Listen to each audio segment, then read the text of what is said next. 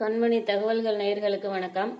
மறைந்த பாரத பிரதமர் இந்திரா காந்தி அவர்களுக்கு எடைக்கெடை கொடுக்கப்பட்ட 73 கிலோ வெள்ளி உத்தரப்பிரதேச மாநிலம் பிஜ்னோர் மாவட்ட கருவூலத்தில் கடந்த அரை நூற்றாண்டு காலமாக அப்படியே தூங்கிக் கொண்டு இருக்கிறது.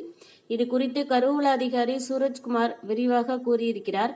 அது என்னவென்று பார்ப்போம்.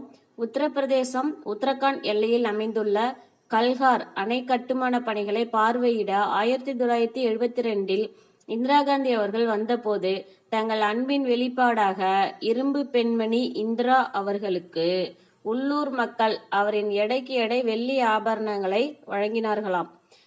இந்திரா அவர்களுக்கு வழங்கப்பட்ட அந்த 73 கிலோ வெள்ளி நகைகளை இரும்பு பெண்மணி அவருடன் எடுத்துச் செல்லாமல் அங்கிருந்த அப்போதைய கலெக்டரிடம் இந்த வெள்ளியை பத்திரமாக வைத்துக் கொள்ளும்படி கூறிவிட்டு சென்றார்.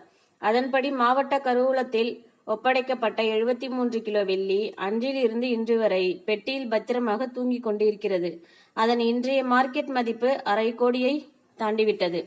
அந்த வெள்ளியை மாவட்ட நிர்வாகம் தனது சொத்தாக்கி கொள்ள இதுவரை எடுத்த முயற்சிகள் எல்லாமே தோல்வியிலேயே முடிந்தன.